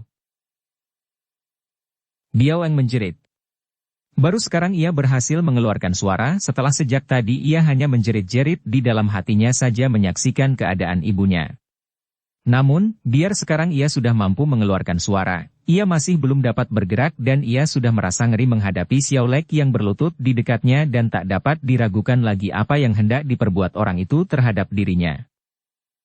Namun, menyaksikan keadaan ibunya, Biao Eng lupa akan bahaya mengerikan yang mengancam dirinya sendiri dan ketika ia berhasil membuka kembali totokan yang membuatnya gagu, pertama kali ia berteriak adalah menyebut ibunya. Cui Im berdiri memandang bekas gurunya. Ia maklum bahwa Lam Hai sini takkan hidup lebih lama lagi dan agaknya nenek itu pun tidak ingin hidup maka membiarkan darahnya mengucur keluar terus. Jeritan Biao Eng menyebut ibunya membuat Cui Im menoleh dan sepasang alisnya berkerut ketika ia melihat Xiao Lek dengan pandang mata penuh berahi. Tuako. Jari-jari tangan yang penuh gairah itu terhenti dan Xiao Lek menoleh. Melihat pandang mata wanita itu, Xiao Lek melompat bangun dan tersenyum memandang Cui Im. Bukankah kau menghendaki supaya aku? Tidak, Tuako, wanita ini harus dibunuh. Cui Im maju menghampiri Biao Eng yang kini memandang kepadanya penuh kebencian yang meluap-luap. Setelah aku selesai, masih belum terlambat untuk membunuhnya, moi-moi. Xiao Lek berkata dengan suara penuh harap. Namun Cui Im menggelengkan kepalanya. Tidak, dia semenjak dahulu mencela aku yang dikatakannya menjadi hamba nafsu berahi. Dia jijik terhadap pemuas nafsu berahi dan menganggap dirinya suci. Kalau sekarang sebelum mati dia diberi kesempatan merasakan, apalagi mendapat seorang laki-laki sehebat engkau, benar-benar terlalu enak buat dia. Xiao Lek menarik napas panjang penuh kekecewaan, akan tetapi dia hanya menggerakkan pundak, tidak berani membantah. Melihat kekecewaan pemuda itu, Cui Im menghampirinya, merangkul lehernya dan memberi ciuman mesra sehingga mau tidak mau Xiao Lek tersenyum kembali dan membalas ciumannya. Mereka berciuman di depan Biao Eng yang memandang penuh kebencian. Tuako, kekasihku yang baik, jangan murung dan kecewa. Aku hanya ingin melihat dia yang kubenci ini mampus tanpa merasai kenikmatan hidup. Jangan khawatir, setelah selesai urusanku di sini kita pesta, aku akan mencarikan perawan-perawan jelita untukmu. Xiao Lek tertawa girang. Dia tahu apa artinya pesta yang dimaksudkan Cui Im. Sudah beberapa kali mereka mengadakan pesta seperti itu dan selama dalam petualangannya belum pernah ia merasai kesenangan seperti pada saat-saat itu. Cui Im lalu menghampiri Biao Eng dan berlutut di dekat tubuh bekas sumoinya itu, wajahnya yang ayu tampak menyeramkan penuh kekejian. Engkau perempuan tak berjantung. Bunuh saja aku. Biao Eng marah sehingga hanya dapat mendesis ucapan singkat itu. Hihihihi, tentu saja, akan tetapi tidak begitu enak bagimu. Ibumu masih terlalu enak, tidak terlalu lama menderita, akan tetapi engkau lain lagi. Aku harus membuatmu menderita sampai lama sebelum mati. Cukup dengan sebatang jarum saja, Biao Eng. Engkau mengenal jarum-jarum merahku, tahu bahwa sekali kutusukan Ang Tok Ciam, jarum racun merah, ke jalan darah Tiong Chu Hiat di tengkukmu, racunnya akan perlahan-lahan menyiksamu dan baru setelah 12 jam racun itu akan merusak jantungmu dan membunuhmu. Setelah berkata demikian, Cui Im mengeluarkan sebatang jarum merah dan dengan muka penuh kegemasan ia menancapkan jarum itu pada tengkuk Biao Eng, tepat pada jalan darah yang dikehendakinya. Biao Eng yang tak dapat bergerak itu tentu saja hanya dapat memejamkan mata menahan nyeri, dan begitu jarum ditusukkan, ia merasa betapa tengkuknya mulai gatal-gatal. Maklumlah ia bahwa nyawanya tidak akan tertolong lagi. Biao Eng mengerti akan hal ini akan tetapi dia tidak takut, hanya penasaran. Cui Im, mengapa engkau begini membenci aku? Mengapa? Karena engkau sudah lancang berani mencinta Kang Hong, kata Cui Im sambil bangkit berdiri. Kang Hong. Ah, apakah dia masih hidup? Di manakah dia? Cui Im membanting kakinya. Ternyata sampai detik ini engkau masih mencintanya. Hihihihi, dengarlah, aku tidak hanya akan menyiksa batinmu sehingga sampai mati engkau akan menjadi setan penasaran. Dengar baik-baik. Sampai detik ini Kang Hong masih hidup, akan tetapi aku telah menjebaknya di sebuah tempat yang takkan dapat dikunjungi manusia lain dan dia sendiri selama hidupnya takkan dapat keluar. Dia akan mati kering di tempat itu, hihihihi, dia akan mati merindukanmu. Oh. Biao Eng yang tak mampu bergerak itu menangis. Dia sendiri menghadapi kematian dan menghadapi siksaan yang ia tahu akan amat sengsara sebelum ia mati. Akan tetapi semua itu tidak ada artinya dibandingkan dengan penderitaan yang dialami Kang Hong. Dan engkau tentu belum sadar, ya? Mengapa Kang Hong membencimu? Mengapa dia melontarkan segala tuduhan kepadamu di Kunlun San, di dalam sidang pengadilan Kunlun Pai? Engkau dituduh membunuh murid-murid perempuan Hua San Pai, murid-murid partai lain. Hihihi, bekas sumoiku yang cerdik pandai, yang lihai ilmu silatnya, mengapa? Biao Eng sudah mulai merasakan akibat tusukan jarum merah pada tengkuknya. Mulai terasa berdenyut-denyut pada tengkuknya yang menjalar ke dalam kepala, seolah-olah ada semut-semut menggigit tengkuk dan terus menggali ke dalam kepala. Akan tetapi ucapan bekas sucinya amat membangkitkan perhatian, maka dia bertanya lemah. Mengapa? Apakah engkau tahu mengapa? Hihihihi, tentu saja aku tahu. Aku telah mencuri beberapa buah senjata rahasiamu, aku mengenakan pakaian putih dan aku mengikuti Kang Hong secara diam-diam. Setan! Kaukah yang melakukannya menyamar seperti aku? Biao Eng membelalakan matanya. Mengapa? Mengapa kau lakukan itu? Karena kau lancang berani mencinta Kang Hong. Biar dia marah kepadamu, biar kau dimusuhi dunia Kang Ou. Dan aku membunuh setiap wanita yang diterima cinta kasihnya oleh Kang Hong si laknat. Berani dia menolak cinta kasihku dan berani pula dia menerima cinta kasih wanita lain. Hihihi, aku membunuh murid Hua San Pai itu yang masih dalam pelukannya. Dan aku bunuh 2 orang murid wanita Kong Tong Pai yang masih merasai kehangatan cintanya. Dan sekarang kubunuh pula engkau. Moi, demikian besarkah cintamu terhadap Kang Hong itu? Tiba-tiba Xiao Lek yang sejak tadi menonton dan mendengarkan saja bertanya. Cui Im menggeleng kepala. Sekarang aku benci padanya. Kalau aku mencintainya, masa aku menjebaknya sehingga dia terkubur hidup-hidup? Cui Im, engkau. Manusia berhati iblis. Hihihi, lupakah engkau golongan apa kita ini, Biao Eng? Ibumu adalah orang pertama dari Butek Sukui, golongan datuk-datuk hitam. Manusia-manusia sesat dari dunia hitam. Aku kini menjadi ratu golongan hitam, habis kalau tidak kejam, bukankah akan ditertawai oleh tokoh-tokoh lain? Sekarang engkau rasakanlah penderitaanmu. Engkau akan tersiksa oleh rasa nyeri yang hebat, nyawamu takkan tertolong lagi, dan engkau akan mati membawa kebencian Kang Hong yang menganggap engkau wanita kejam. Yang menganggap engkau sama saja dengan aku yang malam-malam datang merayu dan mengemis cintanya. Engkau akan mati dan menjadi setan penasaran. Biarpun sampai mati, aku akan tetap mengejarmu untuk membalas dendam. Tiba-tiba Biao Eng berteriak dan wajah Cui Im menjadi berubah agak pucat dan kakinya melangkah mundur. Ada sesuatu dalam suara bekas sumoinya ini yang membuat ia merasa ngeri sekali. Akan tetapi ia menutupi rasa ngerinya itu dengan suara ketawa terkekeh, kemudian menggandeng tangan Xiao Lek dan diajaknya laki-laki itu pergi dari pantai selatan, meninggalkan Lam Hai Sini yang mulai kehabisan darah dan Biao Eng yang mulai tersiksa rasa nyeri yang tak terbayangkan hebatnya.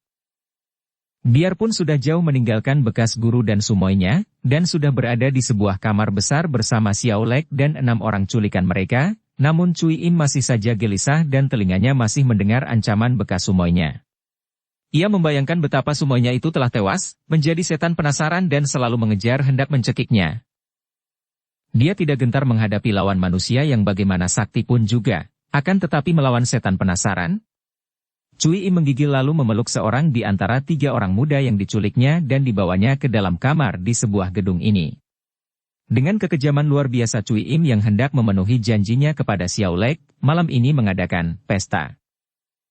Pesta antara mereka berdua yang gila, yang tak mungkin terpikirkan manusia lain. Mereka berdua menculik 3 orang pemuda remaja yang tampan-tampan dan 3 orang perawan remaja yang cantik-cantik, kemudian membawa mereka berenam ke dalam sebuah kamar dari gedung yang kini kosong karena semua penghuni gedung telah mereka bunuh. Di dalam kamar yang besar ini, Cui Im dan Xiao Lek melakukan praktek-praktek kecabulan yang tiada taranya.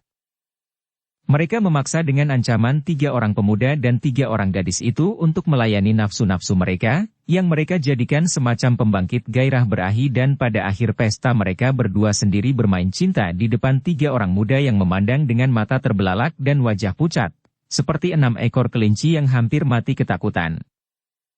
Dan pada keesokan harinya, dengan tubuh lemas dan semangat segar penuh kepuasan dan kegembiraan, Cui Im dan Xiao Lek meninggalkan kamar itu yang kini dihias 6 sosok mayat 3 pasang orang muda yang mandi darah. Biao Eng masih rebah miring, tak mampu bergerak. Dia tadi hanya memandang saja penuh kebencian betapa sebelum pergi Cui Im telah mengangkat sebuah batu besar dan dengan pedang merahnya wanita itu membuat huruf-huruf di atas batu yang berbunyi, di tempat ini Lam Hai Sini dan Songbun Siuli dibunuh oleh Angkiam Butek. Kemudian Biao Eng melirik ke arah ibunya dan air matanya mengalir turun ketika ia melihat ibunya yang sudah buntung kedua kaki tangannya itu duduk tegak dan kaku.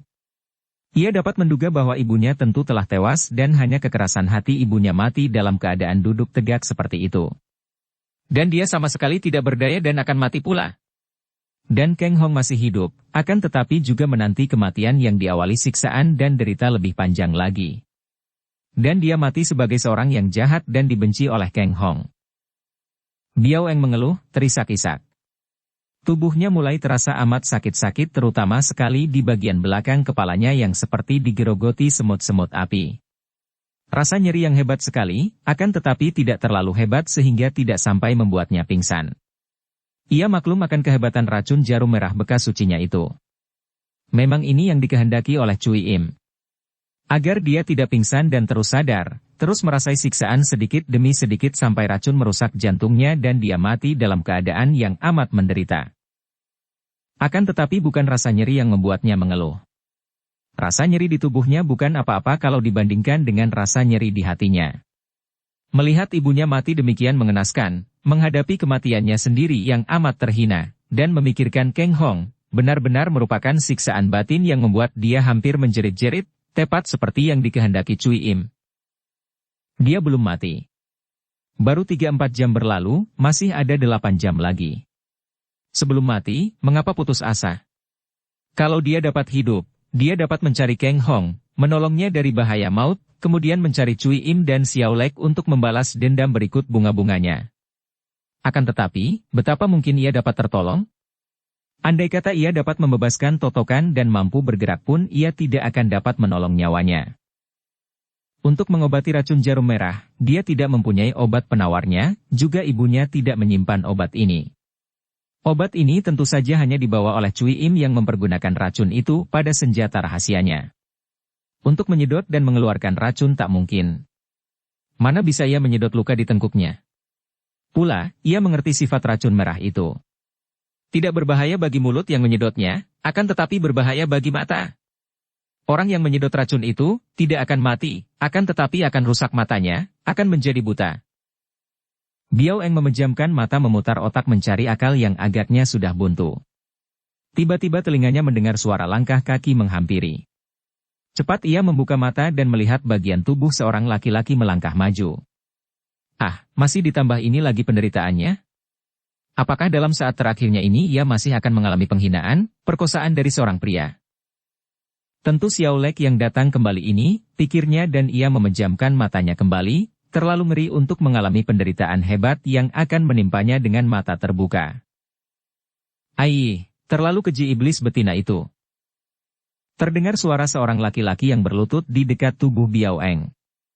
Agaknya dia memeriksa keadaan Biao Eng yang disangkanya pingsan. Mendengar bahwa suara ini bukan suara Xiao Lek, Biao Eng membuka matanya dan melirik ke atas. Wajah yang tampan seorang pemuda yang usianya amat muda, paling banyak 22 tahun atau sebaya dengan dia. Wajah tampan dan sikap yang gagah dan sopan. Ah, syukurlah engkau tidak pingsan, Nona. Biar aku menolongmu, Nona. Dapatkah engkau membebaskan totokan pada punggung dan pundakku? Biao Eng bertanya, sikapnya tenang. Aku mengerti sedikit ilmu silat, akan tetapi bukan ahli Tiam Hiat Hoat, Nona. Jalan darah mana yang harus ditotok? Jalan darah Kian Keng Hiat di pundak dan Hong Hu Hiat di punggung belakang pundak. Bukan ditotok, melainkan dibebaskan. Wah, sayang, aku tidak bisa, Nona. Katakanlah di mana adanya obat penawar racun jarum ini, dan aku akan. Tidak ada obat penawarnya. Biao Eng putus asa. Dia tadi minta dibebaskan hanya agar dia dapat memeriksa ibunya, bukan untuk dapat menolong diri sendiri. Kini pemuda ini terlalu rendah ilmu silatnya sehingga membebaskannya pun tidak mampu. Ia menghela napas dan berkata lagi. Engkau siapakah? Mengapa ke sini? Aku Shisim, bernama Laisek. Aku sengaja datang mencari Lam Hai sini dan engkau putrinya, untuk membalas dendam atas kematian ciciku. Dengan kepandaianmu seperti itu, engkau hendak melawan aku dan ibuku? Biao Eng bertanya penuh keheranan. Membalas dendam adalah satu hal, menang atau kalah adalah hal lain lagi. Akan tetapi, ketika aku datang tadi, aku melihat iblis-iblis itu, aku bersembunyi, merangkak-rangkak dekat dan mendengar semua. Kemudian aku mengerti engkau telah terkena fitnah iblis betina itu, selama ini aku mengutuk namamu, menganggap engkau pembunuh ciciku, dan aku melihat betapa ibumu disiksa, dibunuh, kemudian betapa ibumu dihina dan dilukai. Aku harus menolongmu, harus. Benar-benarkah tidak ada obat penawarnya, Nona? Sudah kukatakan tidak ada, engkau tidak dapat menolongku, sedangkan aku pun sendiri tidak bisa menolong diriku sendiri. Aku amat berterima kasih kepadamu, Sim Eng Hiong. Engkau seorang pemuda yang baik budi. Kalau engkau sudi untuk merawat ibuku, mengubur jenazahnya, biar sampai mati pun aku akan amat berterima kasih kepadamu. Suara Biao Eng mengandung isak karena teringat akan ibunya. Betapa sedih hatinya melihat ibunya disiksa dan dibunuh orang tanpa ia dapat menolongnya, bahkan jenazahnya pun tak mampu ia merawat dan menguburnya. Ah, tentu. Kasihan sekali engkau dan ibumu, sungguh iblis betina itu kejam sekali. Sim Laisek menjadi bingung karena dia tidak tega melihat nona itu menderita tanpa dapat menolongnya.